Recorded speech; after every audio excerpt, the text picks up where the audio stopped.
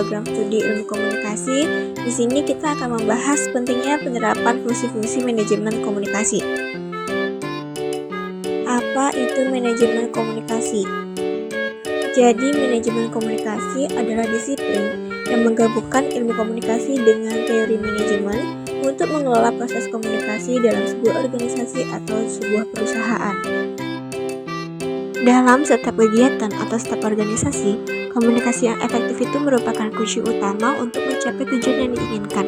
Namun, komunikasi yang baik itu tidak bisa terjadi begitu saja, memerlukan penerapan dari fungsi-fungsi manajemen komunikasi tersebut. Apa aja sih fungsi-fungsi manajemen komunikasi itu? Jadi, yang pertama itu ada fungsi planning atau perencanaan, di mana fungsi planning atau perencanaan ini merupakan langkah pertama yang paling penting dalam konteks komunikasi. Ini berarti kita harus merencanakan siapa yang akan kita komunikasikan, apa pesan yang akan kita sampaikan, dan dengan cara apa kita menyampaikan pesan tersebut. Misalnya, apakah pesan yang kita sampaikan itu akan melalui email atau melalui media sosial. Tanpa adanya perencanaan, komunikasi bisa menjadi tidak jelas atau bahkan bisa salah sasaran. Kemudian, setelah fungsi planning atau perencanaan, yang selanjutnya itu ada fungsi manajemen organizing atau pengorganisasian, di mana pengorganisasian ini memastikan bahwa semua pihak yang terlibat dalam sebuah komunikasi tahu peran mereka. Misalnya, dalam sebuah kampanye komunikasi, kita perlu menentukan siapa yang menulis konten, siapa yang mendistribusikan pesan, dan juga siapa yang memantau adanya feedback. Nah, tanpa adanya pengorganisasian yang jelas itu, maka akan ada kebingungan tentang siapa yang bertanggung jawab yang kemudian bisa menghambat alur komunikasi kita. Kemudian yang selanjutnya itu fungsi manajemen directing atau pengarahan.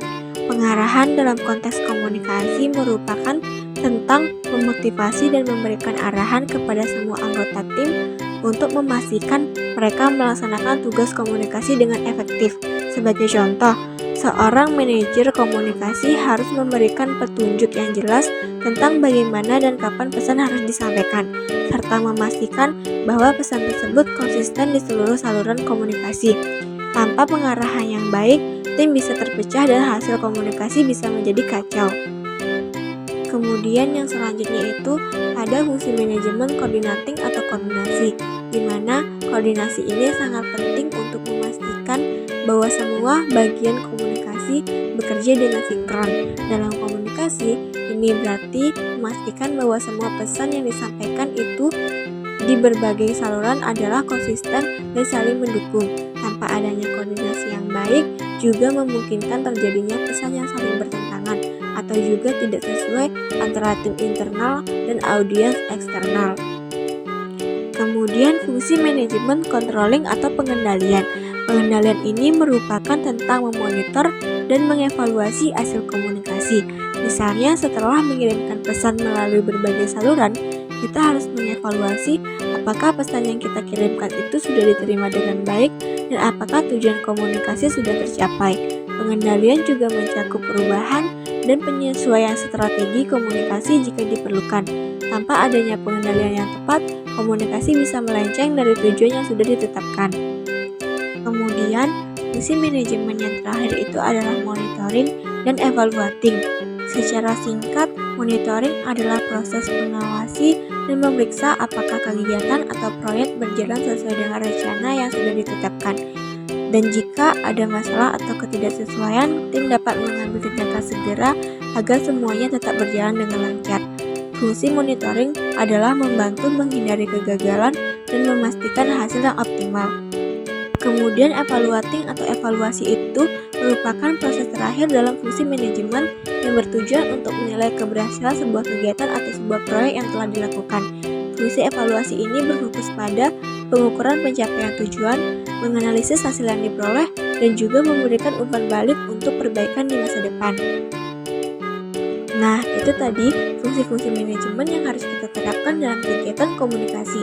Ada juga loh dampak jika fungsi-fungsi tersebut tidak diterapkan.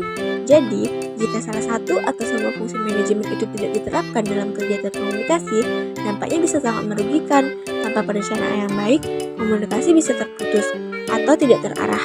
Tanpa kepengorganisasian, tugas komunikasi itu bisa tumpang tindih atau terlupakan. Tanpa pengarahan, tim kita bisa kehilangan fokus.